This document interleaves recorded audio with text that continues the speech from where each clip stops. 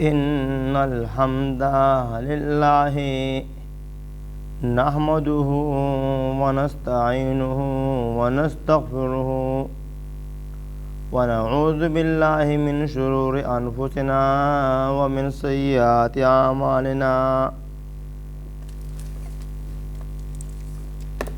من يهده الله فلا مضل له ومن يضلله فلا هادي له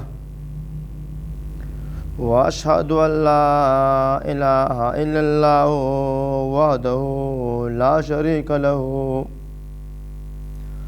وأشهد أن محمدا عبده ورسوله صلى الله عليه وعلى آله وصحبه وسلم تسليما كثيرا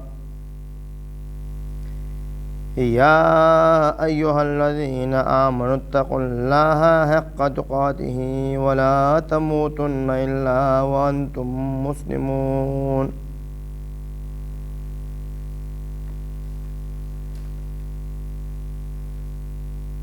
نن زمون د تقریر موضوع دا خزا او خاون دواړه با د یو بل پټې خبرې او رازونه نه ښکاره کوي. عن ابي سعيد الخدري رضي الله تعالى عنه يقول قال رسول الله صلى الله عليه وسلم إن من أشر الناس عند الله منزلة يوم القيامة الرجل يقضي إلى امرأته وتهزي إليه ثم ينشر سرها. ابو سعید خضری رضی اللہ تعالیٰ عنہ فرمائے رسول اللہ صلی اللہ علیہ وآلہ وسلم فرمائے دی یقیناً په ورځ د قیامت د الله تعالی په نزد د ټولو خلقونه بدترین هغه سړی دی چې خپلې بیبي ته راتلل وکړي او هغه دته راتلل وکړي او بیا د هغې راز خوروي. ځکه چې سړي ته دا حکم دی نو دغه شان ښځې ته هم دا حکم دی چې د خپل خاوند د پټو خبرو او راز ښکاره کولو نه به ځان ساتي. بلکې الله تعالی په صورت النساء کې د نیک عمله بیبیانو صفات بیان کړي دي او فرمایي فالصالحات قانتات حافظات للغیب بما حفظ الله. پس نیکانې زنانا تابعداري کوونکي دي د الله تعالی او د رسول او د خاوند ساتنه کوونکي دي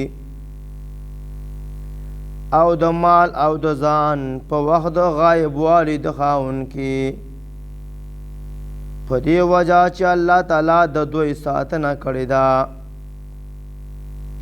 نو دا آیات دلالت کوي چې ښځه به د خپل خاوند او حیا او عزت خیال ساتي او د هغه عزت او حیا دا هم ده چې د هغه پټه خبره به او راز به نه ښکاره کوي. دغه شان الله تعالی په خپل کتاب کې فرمایي په سورۃ بقره کې آیات نمبر 187 کې هن لباس لکم وانتم لباس لهن. دوی جامه دا ستاسو د پاره او تاسو جامې یې دوی د پاره. په لباس جامه کې دوه لوی او مشهور صفات دادي، یو د بدن خایس او دویم د بدن پرده. نو دغه شان ښځه او خاوند دواړه د یو بل دپاره سبب د ښایست هم دي او دې سره سره د یو بل د پاره پرده هم ده او دواړه د یو بل پرده حالا جوړ دی شي چې د یو بل رازونه او پټې خبرې ښکاره نه کړي. البته که چېرې ضرورت پیښ شي او د یو بل راز یا خاص خبره بیانول لازم شي نو بیا دغه خبره یا راز را ښکاره کولی شي. نو الله تعالی دې موږ ته په دې معنی د عمل کولو توفیق نصیب کړي. السلام علیکم ورحمۃ اللہ وبرکاتہ.